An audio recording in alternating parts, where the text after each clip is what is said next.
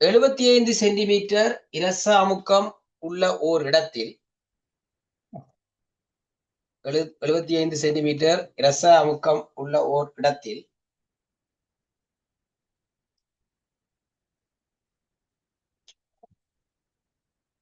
நீர் கொண்ட ஒரு பாத்திரத்தினுள் நீரை கொண்டுள்ள ஒரு பாத்திரத்தினுள்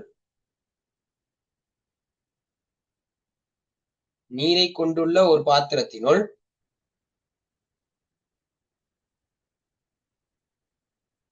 நீரை கொண்டுள்ள ஒரு பாத்திரத்தினுள் நீரை கொண்டுள்ள ஒரு பாத்திரத்தினுள் மயிர்த்துளை குழாயை வைக்கும் பொழுது மயிர்த்துளை குழாயை வைக்கும் பொழுது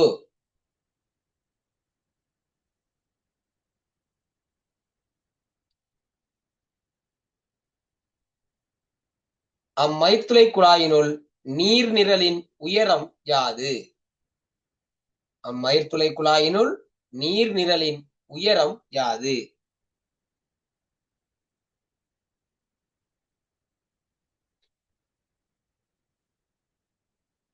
அம்மயிர்த்துளை குழாயினுள் நீர் நிரலின் உயரம் யாது?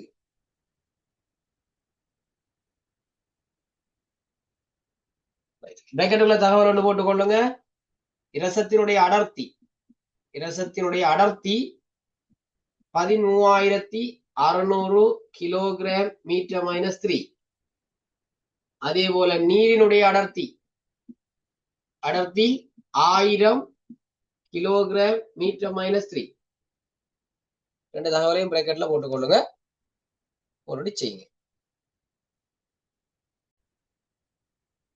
ரைட். என்ன சொன்னா ஒரு இரச நிரல் 75 சென்டிமீட்டர் உயரமாக இருந்தால் அந்த இடத்துல முதலாவது வளிமண்டல அமுக்கங்களை வந்து பார்ப்போம். என்ன இரச நிரல் 75 சென்டிமீட்டர் உயர போகுது என்றால் ஆகவே P சமன் H ρg பயன்படுத்துவோம். H 75 கீழ் 100 தர ரோ 13,600 தர 10. அப்ப அமுக்கம் இவ்வளவு பஸ்காலாக இருக்கு. நான் சுருக்கல நான் அப்படியே வச்சு கொண்டு எடுக்கிறேன். அப்படியே எடுக்கிறேன், அப்படியே வச்சு கொண்டு எடுக்கிறேன். அப்ப அந்த இடத்துல அமுக்கம் இவ்வளவு அமுக்கம் இருக்க போகுது.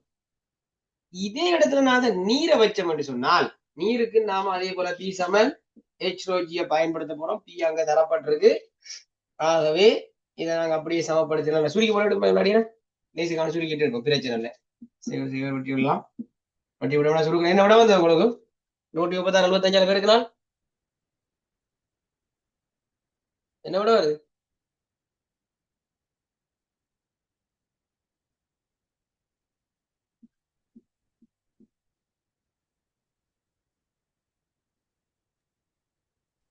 சாரி சாரி 13,600 அல்ல, இன்னொரு சைவர் வருமா? சாரியா, 102,000 பஸ்கால் அமுக்கம் தொலைப்பட போகும். ஆகவே நாங்க 102,000 நாங்க அதுக்கு அப்படியே பிரதியிட்டம் என்று சொன்னால் 102,000 நாங்க பிரதியிட்டம் என்றால் H தான் காண போறோம். ரோ 1000 தர 10. ஆகவே சுருக்குவோம். இன்னொரு 2 சேவரை வட்டலாம். ஆகவே விட வரப்போது 10.2 மீட்டர் என்று வரப்போகுது. 10.2 மீட்டர் என்று வரப்போகுது. இதோட உயரம் 10.2 மீட்டர்.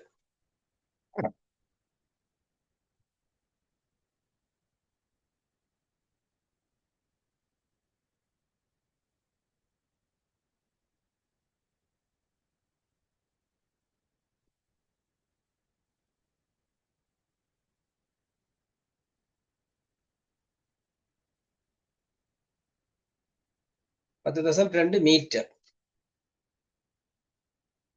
ரைட். இப்படி கேள்வி செய்யலாமா? செய்யக்கூடிய வகையில் இருக்கா? சஃபா விளங்குதா கேள்வி செய்தது? விளங்குது சார். விளங்குது. ரைட். ஏதாவது விலங்குகளா உடனடியா கேட்டுருங்க. மைக்கோன் படி கதைச்சிருங்க. பொதுவா இந்த திரவ அமுக்கங்களை அளக்கிறதுக்காக வேண்டி திரவ பாரமானிகள் தான் பயன்படுத்துறாங்க. சாதாரணமா தரை மட்டத்தை வச்சு பயன்படுத்துறதுல விமானங்கள்ல தான் பொதுவாக விமானங்கள் கப்பல்கள் போன்றவற்றில தான் திரவமில் பாரமானியை பயன்படுத்துறாங்க. அதிகமா விமானங்கள் கப்பல்கள்ல தேவைப்படுறதில்ல, வழியமுக்கம் தேவைப்படுறதில்ல. ஆனா விமானங்கள்ல கட்டாயமாக வழியமுக்கம் தேவைப்படும். அதனால அந்த இடத்துல திரவமில் பாரமானிகள் பயன்படுத்தப்படும். இனி எல்லா இடத்தையும் திரவ பாரமானி தான் பயன்படுத்துறது. இப்ப நாங்க பாக்குறது திரவ பாரமானியில அளக்குறது. பொதுவா திரவ பாரமானி இரசம் தான் பயன்படுத்துவாங்க. இரசம் பயன்படுத்துறதுக்கான பிரதான காரணத்தை பாத்தீங்கன்னா, இரசம் வந்து சாதாரணமா ஒரு 70 சென்டிமீட்டர் தொடக்கம் 75 சென்டிமீட்டருக்குள்ள அந்த வளிமண்டல அமுக்கத்தை மாத்தி மாத்தி காட்டும். ஆனா நீர் வச்ச உடனே பாருங்க 10.2 மீட்டர் 10 மீட்டர் 9 மீட்டர் அப்படியான தூரத்துக்கு போகும். 10 மீட்டர்ன்றது மிக உயரம். சாதாரணமா ஒரு கட்டடத்தின் ஒரு கட்டடம் என்று பார்த்தோம்னா 3 மாடி கட்டட உயரத்துக்கு உயரம் தான் 10 மீட்டர். அவ்வளவு உயரத்துக்கு நீர்மட்டம் உயரும். அவதானிக்கிறதெல்லாம் கஷ்டம். அதனால சாதாரண மட்டத்துல வச்சு பார்க்கக்குள்ள இரசத்தை வச்சுக்கொண்டு இரச பாரமானிகள் திரவ பாரமானிகளையும் இரச பாரமானிகள் தான் பொதுவாக பயன்படுத்தப்படுகிறது. சரிதானே? ரைட். அப்ப நான் இன்னொரு கேள்வி ஒன்று பார்த்துருவோம். இன்னொரு கேள்வி பார்ப்போம்.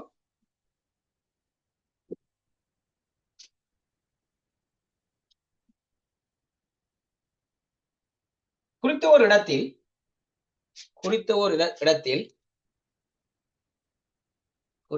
இடத்தில் மயிர்த்துளை குழாயினூடாக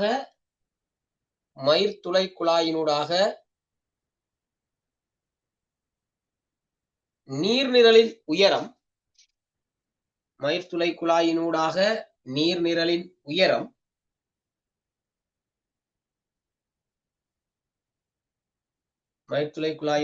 நீர்நிரலின் உயரம் 9.8 மீட்டரை காட்டும் பொழுது 9.8 மீட்டரை காட்டும் பொழுது 9.8 மீட்டரை காட்டும் பொழுது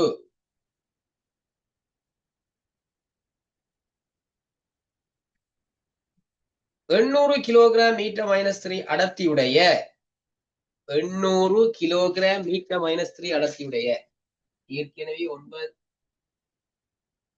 9.8 மீட்டர் சொன்னா இப்ப 800 கிலோகிராம் மீட்டர் -3 அடர்த்தியுடைய திரவம் ஒன்றை வைக்கும் பொழுது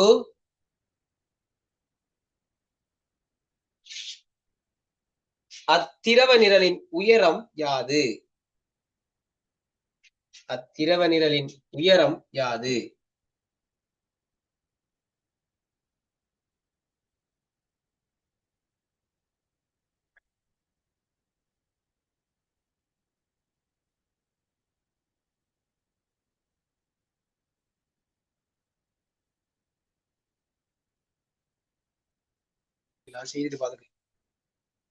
சரி பார்ப்போம். அப்ப நாங்க ஏற்கனவே பார்த்தோம், நீருக்கு ஒரு தகவல் தந்திருக்கிறோம். ஆகவே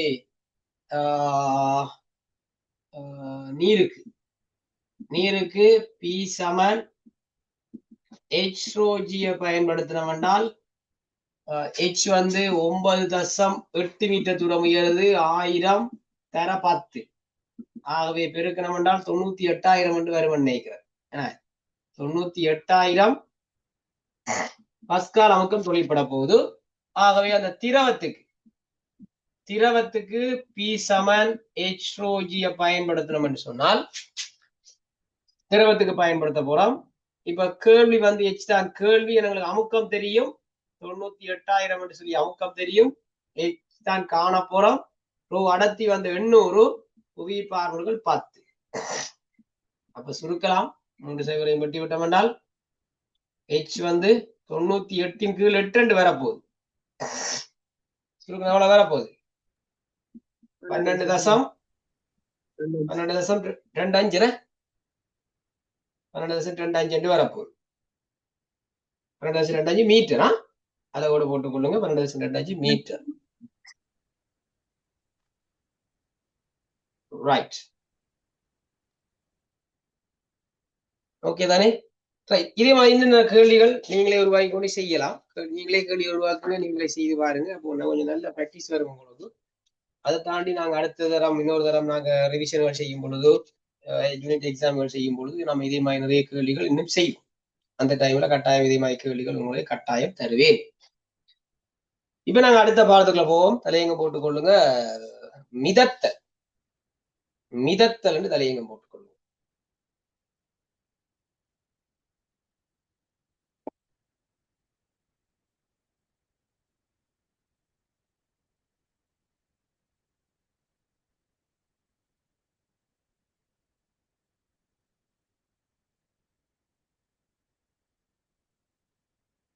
மிதத்தல் கொஞ்சம் வலிக்கிறேன்.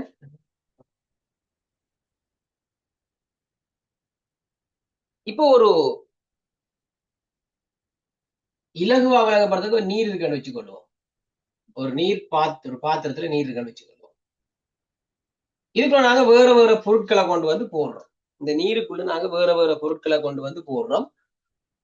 ஒரு பொருள் போட்ட உடனே ஆக மேலுக்கு நிற்கும். ரெஜிபம் துணை வச்சுக்கொள்வோமே, போடுறோம், தண்ணியில பட்ட மாதிரி அப்படியே மேலுக்கு நிக்குது. ஒரு இரும்பு துண்டோட தூக்கி போடுறோம், அது அப்படியே ஓடி போய் தண்ணிக்கு அடியில போய் கிடக்கு. தண்ணிக்கு ஆக அடியில போய் கிடக்கு. ஒரு மரத்துண்டோட தூக்கி போடுறோம், அந்த மரத்துண்டு ஒரு வித்தியாசமான முறையில மிதந்து கொண்டு எப்படி அரவாசி தொங்குற மாதிரி மிதக்கும். இன்னும் ஒரு மரத்துண்டை தூக்கி போடுறோம், அந்த மரத்துண்டு சரியா பட்டுக்கொண்டே இப்படி பட்டுக்கொண்டே மிதந்து கொண்டிருக்கு. இன்னும் ஒரு மரத்துண்டை தூக்கி போடுறோம், அது கொஞ்சம் இப்படி அமிழ்ந்து மிதந்து கொண்டிருக்கு. இப்படி கிடைக்கும். அப்ப வித்தியாசமான வேற வேற வேற வேற அமைப்புகளை போட்டோடனே அது வித்தியாசமான வேற வேற முறையில அந்த திரவத்துக்குள்ள இருக்கு. அப்ப நாங்க இலக்கங்கள் போட்டுக்கொள்வோம். 1 2 3 4 5 5 சந்தர்ப்பங்கள். முதலாவது சந்தர்ப்பத்தை எடுத்து சொன்னோம் என்றால், இந்த பொருள் இந்த பாயின் மேல் இருக்கு. பாயின் மேலதான் இருக்கு. பாயில வந்து அவர் பட்டு கொண்டிருக்கல, அல்லது மேற்பரப்போடு சின்ன பட்டு கொண்டிருந்தாலும் அவரோட முழுமையான விஷயம் பாயின் மேல் இருத்தல். இவர் பாய்க்கு மேலதான் இருக்கிறாரு தவிர நாங்க இவரை வந்து எங்களோட விஞ்ஞான ரீதியான விஷயத்துக்குள்ள மிதத்தல் என்ற விஷயத்துக்குள்ள சொல்றேன். இந்த 3வது இலக்கத்தை நாங்க எடுத்துக்கொண்டோம்னா இவர் அடியில போய் கிடக்கார். அமிழ்ந்து அடியில் இருக்கார். அடியில் அமிழ்ந்து போய் இருக்கிறார். அடியில போய் இருக்கிறார். இவரையும் மிதத்தல் என்று சொல்றல. அப்ப ஏனைய இந்த 3 சந்தர்ப்பங்களை நாங்க மிதத்தல் என்ற விஷயத்துக்குள்ள சொல்லலாம். இது 3ஐயும் சொல்லலாம். அப்ப இவர் பாயின் மேலுக்கு இருக்கிறார், இவர் அடியில் இருக்கார், இவங்க 3 பேரும் மிதந்து கொண்டிருக்கிறாங்க. ஆனாலும் இந்த மிதத்தல் முறை வித்தியாசமான மிதத்தல் முறைகள். இந்த சந்தர்ப்பம் 2 பார்த்தோம் என்றால் இதை சொல்றோம் அரைவாசி பாதி அளவன. அரைவாசிக்கு உள்ள போயிட்டார், அரைவாசி வெளியில நிற்கிறார். ஆகவே இவரை சொல்லுவேன் நாங்க பகுதியாக அமிழ்ந்து மிதத்தல். பகுதியாக அமிழ்ந்து மிதத்தல். அமிழ்ந்து மிதத்தல். இந்த சந்தர்ப்பம் 5வது சந்தர்ப்பம் பாத்தீங்கன்னா சரியா மேல் மட்டம் நீரின் மேல் மட்டமும் அந்த பொருள்ற மேல் மட்டமும் சரியா ஒரே அளவுல இருக்குது. ஆகவே இதை சொல்றது மட்டுமட்டாக அமிழ்ந்து மிதத்தல். மட்டுமட்டாக அமிழ்ந்து மிதத்தல். இதை சொல்லுவோம் முழுமையாக அமிழ்ந்து மிதத்தல். முழுமையாக அமிழ்ந்து மிதத்தல். முழுமையாக அமிழ்ந்து மிதத்தல் ரெண்டுமே முழுமைதான். இவரும் முழுமைதான், இவரும் முழுமைதான். ஆனா இவர் ஒரு இயல்பு இருக்க வேண்டால் மேல் மட்டங்கள் ரெண்டும் ஒரே மட்டத்துல சமனா இருக்கு. அதனாலதான் நாங்க இவரை மட்டுமட்டாக அமிழ்ந்து மிதத்தல் பயன்படுத்த போறோம். இவர் போல ஆக அடியில படாம ஒரு சின்ன ஒரு கொஞ்சம் உயர்ந்து இருந்தாலும் சரிதான், ஆக மேல படாம கொஞ்சம் பதுக்கி இருந்தாலும் சரிதான். அப்ப எந்த இடத்துல இருந்தாலும் இவருக்கு நாங்க கொடுக்கிற சொற்பதங்கள் அமிழ்ந்து மிதத்தல் அல்லது முழுமையாக அமிழ்ந்து மிதத்தல். ஆகவே இந்த மிதத்தல் என்ற எண்ணக்கருக்குள்ள நாங்க இந்த பாடத்துக்குள்ள நாங்க சொல்ல போற இந்த எண்ணக்கருக்குள்ள நாங்க பார்க்க போற 3 வகையான மிதத்தல் முறைகள் எங்க வரப்போகுது. 2வது சந்தர்ப்பம், 4வது சந்தர்ப்பம், 5வது சந்தர்ப்பங்கள். இது 3ஐயும் தான் நாங்க மிதத்தல் என்ற எண்ணக்கருக்குள்ள கொண்டு வரப்போம். இந்த விஷயத்தை கொஞ்சம் நோட் பண்ணிக்கொள்ளுங்க. இதை படத்தையும் சொல்லிக்கொள்ளுங்க, இதை நோட் பண்ணிக்கொள்ளுங்க, கீழே நோட் பண்ணிக்கொள்ளுங்க. அடியில் இருத்தல். அடியில் இருத்தல். இவரை சொல்லுவாங்க பாயின் மேலிருத்தல். பாயின் மேலிருத்தல்.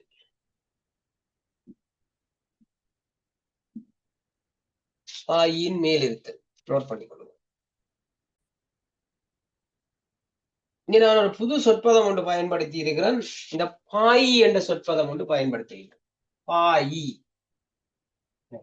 சடப்பொருட்கள் என்று சொன்னால் திண்மம், திரவம், வாயு மூன்றையும் சேர்த்து நாங்க சடப்பொருட்கள் என்று சொல்லுவோம். ஆனால் திரவங்களையும் வாயுக்களையும் சேர்த்து பயன்படுத்துகிற ஒரு சொற்பதம் தான் பாயிகள். திரவங்களும் வாயுக்களும். திண்மங்கள் என்ற விஷயம் பாயில வரல. திரவங்களையும் வாயுக்களையும் நாங்க சேர்த்தோம் என்றால் பாய் என்று சொல்லுவோம். அதாவது ஒரு குழாயினூடாக அனுப்பக்கூடியவை. திண்மங்களை நாங்க வீட்டை பாத்தீங்கன்னா கேஸ் சிலிண்டர்ல இருந்து கேஸ் ஒரு குழாய்க்குள்ளால போய் கொண்டிருக்கும். கேஸ் சிலிண்டர்ல முடியும் வரையும் போய் கொண்டிருக்கும். வீட்டை ஓட்டர் லைன் தண்ணி லைன் எடுத்து பாத்தீங்கன்னு சொன்னால் குழாயினூடாக தண்ணி வந்து கொண்டே இருக்கும். சில வெளிநாடுகள்லையும் குழாயினூடாகத்தான் கேஸும் போய் கொண்டிருக்கு. தண்ணி லைன் எப்படி வருதோ அதே போலதான் கேஸும் கொடுத்து கொண்டிருக்கிறாங்க. சிலிண்டர் எல்லாம் மாத்துறது இல்லை. அப்படி குழாயினூடாக முழுமையா பயணிக்கக்கூடிய பதார்த்தங்களை பாய்கள் என்று சொல்றது. அதாவது திரவங்களையும் வாயுக்களையும் பாய்கள் என்று சொல்லுவோம். அப்ப இந்த மிதத்தல் என்ற எண்ணக்கரு, மிதத்தல் என்ற விஷயம் எங்க பயன்படுத்தப்படுதுன்னா பாயில தான் பயன்படுத்தலாம். வளிமண்டலத்திலையும் சில பொருட்கள் மிதந்து கொண்டிருக்கும். நீங்க சாதாரண பாத்தீங்கன்னா தூசு துணிக்கைகள் வளிமண்டலத்துல மிதந்து கொண்டிருக்கும். ஒரு காற்று நிரப்பப்பட்ட பலூன் வளிமண்டலத்துல மிதந்து கொண்டிருக்கும். ஒரு டிஷ்யூ தாள நாங்க பறக்க விட்டோம் என்றால் அது வளிமண்டலத்துல மிதந்து கொண்டிருக்கும். அப்படி வளிமண்டலத்திலையும் பொருட்கள் மிதக்கும். திரவங்கள்லையும் பொருட்கள் மிதக்கும். திரவங்கள்லையும் மிதக்கும், வழியிலையும் மிதக்கும். வாயுக்கள்லையும் திரவங்களையும் பொருட்கள் மிதக்கக்கூடிய வகையில் இருக்கிறதுனால அதை நாங்க கட்டாயம் அந்த ரெண்டையும் சேர்த்து சொல்றோம் பாய்கள் சொல்றோம். அப்ப ரெண்டுலையும் தான் மிதத்தல் என்ற விஷயம் நடக்கிறபடினால இந்த மிதத்தல் என்ற எண்ணக்கருவை நாங்க ரெண்டுலையும் தான் பயன்படுத்தலாம். திரவங்கள்லையும் வாயுக்கள்லையும் பயன்படுத்தலாம். இப்ப பாத்தீங்கன்னா இந்த பொருள் ஒரு பாத்திரத்துல ஒரு இதுவுமே இல்லாம இருக்கக்கூடாது. திருப்பி ஒன்றுக்குறேன். அதே போல ஒரு பாத்திரம் எடுத்துக்கொள்வோம். திரவத்தை நாங்க சரியா மேலுக்கு மட்டுமட்டாக நிரப்பிக்கொள்றோம். முழுமையாக நிரப்பிக்கொள்றோம். நிரப்பிக்கொண்டதுக்கு பிறகு நான் இந்த இடத்துல ஒரு பொருள் ஒன்றது ஒரு மேல போட்டிருக்கிற மாதிரி ஒரு பலகை ஒன்றை தூக்கி நான் இதுல போடுவனாக இருந்தால் அந்த பலகை உள்ள வரும் வர வர வர வர வர இங்க இருக்கிற பாய் கொஞ்சம் கொஞ்சமாக வெளியேற தொடங்கும். வளர்ச்சி வெளியேற தொடங்கும். குறிப்பிட்ட அளவு நாங்கள் அதை கையை விட்ட உடனே அது உள்ள போன உடனே குறிப்பிட்ட அளவு பாய் வெளியேறும். கட்டாயம் வெளியேறணும். ஏன்னா அவர் போட்ட பொருள் இருக்கிறது இடம் வரும். விளங்குதானே? எவ்வளவு பாய் வெளியேறி இருக்கும் என்று கேட்டா, எவ்வளவு பாய் வெளியேறி இருக்கும் என்று கேட்டா, அதுக்கு முதல் இன்னொரு விஷயத்தை சொல்லிட்டு வா. இப்ப நாங்க ஒரு மேசையில ஒரு பொருளை தூக்கி நாங்க வைக்கிறோம். ஒரு பெட்டி ஒன்றை தூக்கி நான் இங்க மேசையில வைக்கிறேன். வச்சால் இந்த பெட்டியினுடைய நிறை கீழ் நோக்கி தொழிற்படும். பெட்டியினுடைய நிறை கீழ் நோக்கி தொழிற்படும். W என்று சொல்லுவோம். அப்ப நிறை கீழ் நோக்கி தொழிற்படுமாக இருந்தால் இந்த நிறைக்கு சமனாக இன்னும் ஒரு விசை மேல் நோக்கி தொழிற்படும். அந்த மேல தொழிற்படுற விசையை நாங்க செவ்வன் மருதாக்கம் என்று சொல்லுவோம். மேல் நோக்கி தொழிற்படுற விசை என்ன சொல்ல போறோம்? செவ்வன் உராய் விசையில படிச்சிருப்போம். செவ்வன் மருதாக்கம். நிறைக்கு சமமாக மேல் நோக்கி தொழிற்படுகின்ற விசை, மேற்பரப்புக்கு செங்குத்தாக தொழிற்படுற விசை செவ்வன் மருதாக்கம். நிறை கீழ் நோக்கி தொழிற்படும் செவ்வன் மருதாக்கம் மேல் நோக்கி தொழிற்படும். இந்த செவ்வன் மருதாக்க விசை யாரு கொடுக்கிறா? மேசை பொருளுக்கு கொடுக்கும். பொருள் மேசை மீது W நிறையை கொடுக்கும் பொழுது, W என்ற நிறையை பொருள் மேசை மீது கொடுக்கும் பொழுது சமமான செவ்வன் மருதாக்கத்தை மேசை பொருள் மீது கொடுக்கும். அப்ப ரெண்டும் சமனா இருக்கும். இங்க W சமன் R இருக்கும். அப்ப பொருள் ஓய்வில இருக்கு. நான் சொன்ன விஷயம் விளங்கிட்டாம மூணு பேருக்கும் விளங்கிட்டு விளங்கிட்டு ரைட். இப்ப அதே போல ஒரு நூல் ஒன்றுல ஒரு கயிறு ஒன்றுல ஒரு பொருளை கட்டி தொங்க விட்டுரு. இப்ப இந்த பொருளுடைய நிறை கீழ் நோக்கி தொழிற்படும். இவர் கீழ் நோக்கி தொழிற்படுவார். பொருள் என்ன செய்ய போகுது? கயிறை கீழ் நோக்கி இழுக்க போகுது. இழுக்கும் பொழுது கயிறு பொருளை மேல் நோக்கி இழுக்கும். இதை நாங்க இழுவிசை என்று சொல்லுவோம். நிறை கீழ் நோக்கி தொழிற்படும் என்றால் மேல் நோக்கி ஒரு இலையொன்று இழுத்து பிடிக்குமா, அந்த கயிறு இலையொன்று இழுத்து பிடிக்குமாக இருந்தால் அதை நாங்க இழுவிசை டி என்ற எழுத்துல பயன்படுத்துவோம். இழுவிசை என்று சொல்ல போறோம். ஒரு மேசையில தொழிற்படுமாக இருந்தால் அது நாங்க மறுதாக்கம், ஒரு தரை, ஒரு கிடைப்பரப்புல தொழிற்படுமாக இருந்தால், ஒரு தரையில தொழிற்படுமாக இருந்தால் அதை நாங்க செவ்வன் மறுதாக்கம் என்று சொல்ல போறோம். அதே போல இங்கேயும் நாங்க ஒரு சுயாதீனமாக ஒரு பொருளை மிதக்க விடும் பொழுது இதனுடைய நிறையும் கீழ் நோக்கி கட்டாயம் தொழிற்படும். தொழிற்பட்டால் இவர் ஓய்வுல நிற்கிறார், அப்படியே வந்த மாதிரி அவர் தொங்கிக் கொண்டு அப்படி நிற்கிறார், மிதந்து கொண்டு நிற்கிறார் என்று சொன்னால் கட்டாயமாக சமனாக இன்னும் ஒரு விசை வழங்கப்பட வேண்டும். மேல் நோக்கிய திசையில் இன்னும் ஒரு விசை வழங்கப்பட வேண்டும். இந்த வழங்கப்படுற விசைக்கு சொல்றது மேலுதைப்பு விசை என்று சொல்றது. அதுக்கு நாங்க யூ என்ற எழுத்து பயன்படுத்துவோம். இலை இழுத்து பிடிக்கும் என்றால் இழுவிசை என்று சொல்லுவோம், டி என்ற எழுத்து பயன்படுத்துவோம். ஒரு கிடைப்பரப்பு ஒரு விசை ஒன்றை வழங்கமாக இருந்தால் அதை நாங்கள் செவ்வன் மறுதாக்கம் என்று சொல்லுவோம், அது ஆர் என்ற எழுத்து பயன்படுத்துவோம். ஒரு பாயின் மிதக்கும் பொழுது அது மறுதாக்கமாக வழங்கமாக இருந்தால் அது மேலுதைப்பு என்று சொல்லுவோம், யூ என்ற எழுத்து பயன்படுத்துறோம்.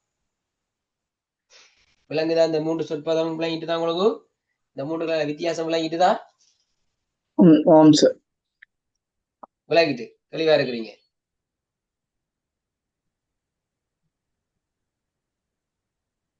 ஓகே ஓகே சார், விளங்கிட்டு அப்ப நாங்க அடுத்த விஷயத்துக்குள்ள வரோம். இப்ப ஆரம்பத்துல சொன்னா இது இந்த பாயை வெளியேற்றும் என்று சொன்னா, பாயை வெளியேற்றும், வெளியில வரும் சொன்னார். இந்த எவ்வளவு பாயை வெளியேற்றும் என்று சொன்னால் அந்த பாயினுடைய நிறையானது, பாயின் நிறை இந்த மேலுதைப்பு விசைக்கு சமனான நிறையாக இருக்கும். மேலுதைப்பு விசைக்கு சமனான நிறையுடைய பாயை அது வெளியேற்றும். இதுதான் ஆர்க்கிமிடிஸ் என்றவர் தன்னுடைய கோட்பாட்டில் முன்வைக்கின்றார்.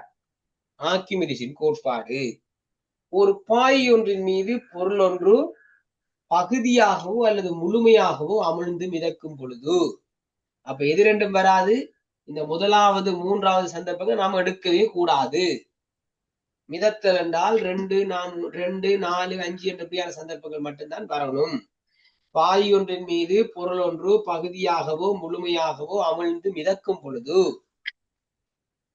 பொருளினால் இடம்பெயர்க்கப்படுகின்ற பாயின் நிறையானது, பொருளினால் இடம்பெயர்க்கப்பட்ட அந்த பாயினுடைய நிறையானது மேலுதைப்பு விசைக்கு சமனாக இருக்கும். பாயினுடைய நிறை மேலுதைப்பு விசைக்கு சமனாக இருக்கும். எந்த மேலுதைப்பு விசை?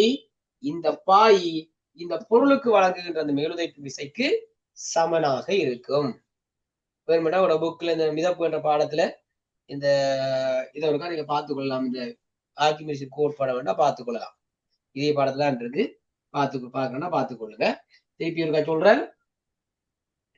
பாய் ஒன்றின் மீது பொருள் ஒன்று பகுதியாகவோ அல்லது முழுமையாகவோ அமிழ்ந்து மிதக்கும் பொழுது பொருளினால் இடம்பெயர்க்கப்படுகின்ற பாயின் நிறையானது பொருளில் ஏற்படுத்தப்படுகின்ற மேலுதைப்பு விசைக்கு சமனாகும். விளங்கிட்டீங்களா? தெளிவா இருக்கிறீங்களா? Right, okay. இதை ஏதாவது நோட் பண்ணி கொள்ளணுமா? இதை நான் எழுதியிருக்கிற போர்டில் எழுதியிருக்கிற விஷயத்துல ஏதாவது தேவையான விஷயங்கள் ஏதாவது நோட் பண்ண போறீங்கன்னா நோட் பண்ணி வச்சுக்கொள்ளுங்க. அடுத்த விஷயத்துக்குள்ள போறதுக்கு இப்ப ஒரு கொஞ்சம் கேள்வி தரப்புறம் நோட் பண்ணி கொள்ளுங்க. கேள்வி விட தரப்புறம் இந்த பகுதியில வர கேள்வி சரியான லேசான கேள்வியா இருக்கு. ரெண்டு சமாளிக்கும் அவ்வளவுதான். ஆனா விஷயம் என்னன்னு தெரிஞ்சிருந்தா போதும். எழுதி கொள்ளுங்க. நீர்ப்பாத்திரம் ஒன்றினுள்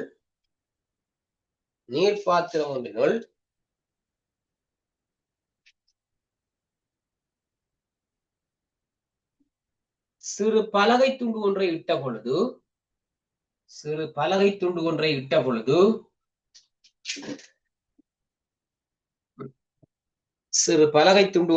பொழுது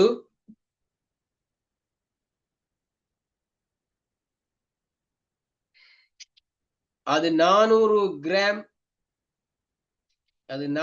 கிராம் நீரை வெளியேற்றி இருந்தது. 400 கிராம் நீரை வெளியேற்றி இருந்தது.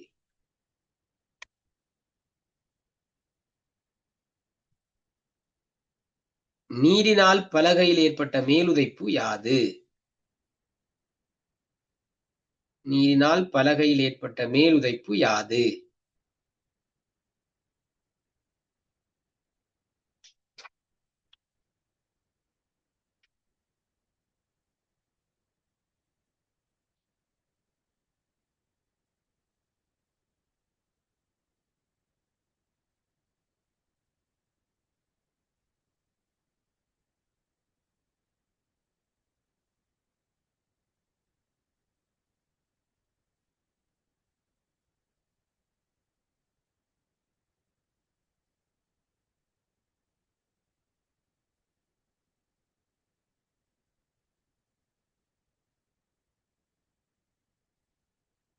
என்ன விட கொடுக்கலாம்? அப்ப முதலாவது நாங்க பார்க்கணும்னா 400 கிராம்ன்றது எவ்வளவு நிறை, எவ்வளவு நியூட்டன் நிறைன்னு பார்க்கணும். சரியா? நாங்க படிச்சிருக்கிறோம் 1 கிலோகிராம் என்றது 10 நியூட்டன் என்று படிச்சிருக்கிறோம். ஆகவே 400 கிராம் என்றது எவ்வளவா இருக்கு? 1 கிலோகிராம் 1000 கிராம். 1000 கிராம் தான் 10 நியூட்டன். ஆகவே 400 கிராம் என்றது 4 நியூட்டனுக்கு சமனாக இருக்கும். அப்படிதானே? அப்ப வெளியேறிய நீர் நிறை 4 நியூட்டனா இருக்க போகுது. ஆகவே மேலுதைப்பும் 4 நியூட்டனா தான் இருக்க போகுது. மேலுதைப்பும் அதே போல 4 நியூட்டனாக இருக்கு. இப்ப படத்துல ஒரு கேள்வி தரப்போம். படத்துல ஒரு கேள்வி தரப்போம்.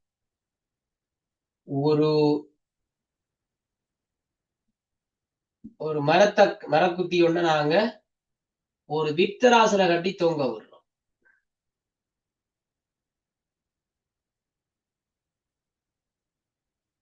வித்தராசல் ஒன்றுல கட்டி தொங்க விடுறோம். இப்ப இவர வாசிப்பு 50 நியூட்டனை காட்டுற. இவர வாசிப்பு 50 நியூட்டனை காட்டுற.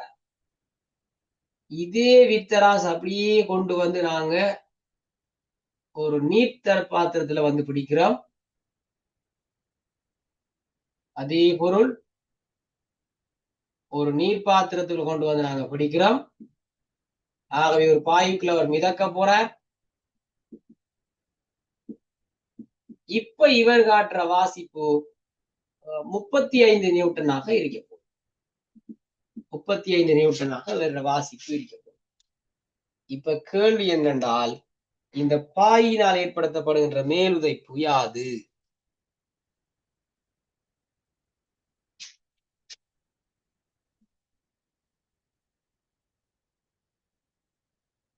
அதே போல அடுத்த படம்.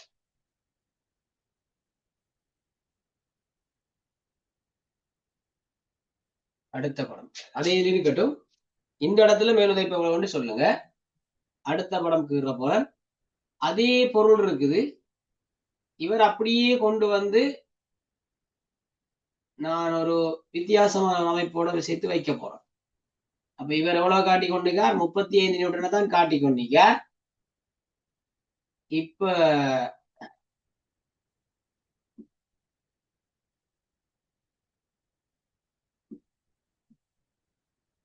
இந்த நீர் பாத்திரம் இன்னும்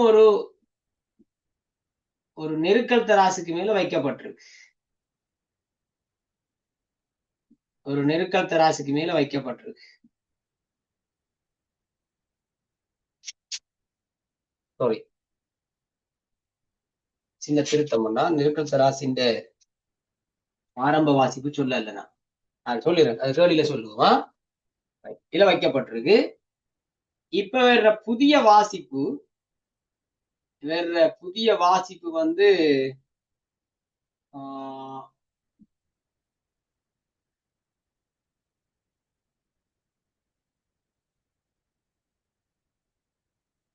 6 கிலோகிராம காட்டுற. புதிய வாசிப்பு 6 கிலோகிராம காட்டுற. இப்ப கேள்வி, முதலாவது கேள்வி சொன்னா இந்த இடத்துல மேலுதைப்பு யாது? இப்ப அதே அப்படியே கொண்டு நெருக்கல் தராசுல வச்சிருக்கிறோம். அந்த செட்டப் அப்படியே தூக்கி கொண்டு நெருக்கல் தராசுல வச்சிருக்கிறோம்.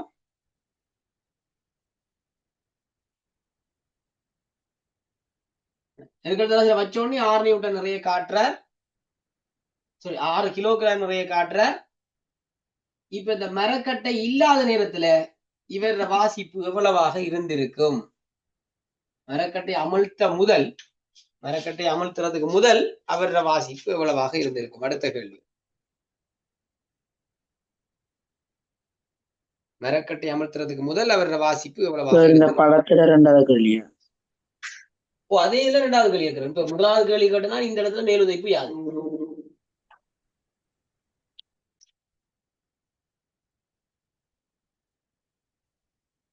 என்ன கேள்வி கேட்டான்? படம் பியில ஏபிசி போட்டு விடுறேன்னா ABC என்று போட்டு விடுறேன். முதலாவது கேள்வி கேட்டான் படம் பியில மேலுதைப்பு யாது? இதுதான் முதலாவது கேள்வி. இரண்டாவது கேள்வி சொல்றது என்னென்றால் படம் சியில மரக்கட்டை அமர்த்துறதுக்கு முதல் அதனுடைய வாசிப்பு யாது? நெருக்கல் தராசினுடைய வாசிப்பு. இந்த தராசுக்கு பேர் நெருக்கல் தராசு. என்ன நெருக்கல் தராசின் வாசிப்பு யாது?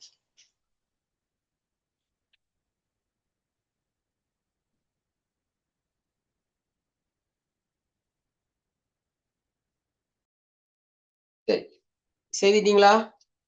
என்ன வரப்போகுது? இந்த இடத்துல இருந்து எவ்வளவு குறைவு ஏற்படுதோ அதுதான் இந்த மேலுதைப்பு விசை அறியும். எவ்வளவு குறைவு ஏற்படுது? 15 நியூட்டன் குறையுது.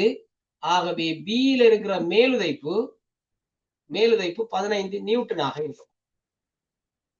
15 நியூட்டனாக இருக்க போகுது. இங்கேயும் அதே விஷயம் தான். அந்த 15 நியூட்டன் இங்க குறைஞ்ச மாதிரி காட்டுது. அப்ப இங்க 15 நியூட்டன் குறையுமாக இருந்தால் இதுல 15 நியூட்டன் கூடி இருக்கு. இங்க 15 குறைஞ்சிருக்கும் என்றால் இங்க கட்டாயம் 15 நியூட்டன் கூடி இருக்கும். அப்ப கூடி வந்ததுதான் 6 கிலோகிராம் 60 நியூட்டனாக காட்ட போகுது. 6 கிலோகிராம் 60 நியூட்டன் தானே. 1 கிலோகிராம் 10 நியூட்டன் என்று சொன்னால் 6 கிலோகிராம் 60 நியூட்டன். கூடுனதுதான் 60. கேள்வி என்ன? ஆரம்பத்துல இருந்த அது இந்த வாசிப்பு யாதுன்னு கேட்டிருக்கு. ஆகவே 60ல இருந்து நாங்க 15 கழிச்சு விட்டோம் என்று சொன்னால் ஆரம்பத்துல 15 குறைவா இருந்திருக்கும் என்றால் 45 நியூட்டனா இருந்திருக்கும். அதாவது 4.5 கிலோகிராமாக இருந்திருக்கும். ஆகவே ஆரம்ப துணிவு 4.5 கிலோகிராமாக இருந்திருக்கும். ஆரம்ப வாசிப்பு 4.5 கிலோகிராமாக இருந்திருக்கும்.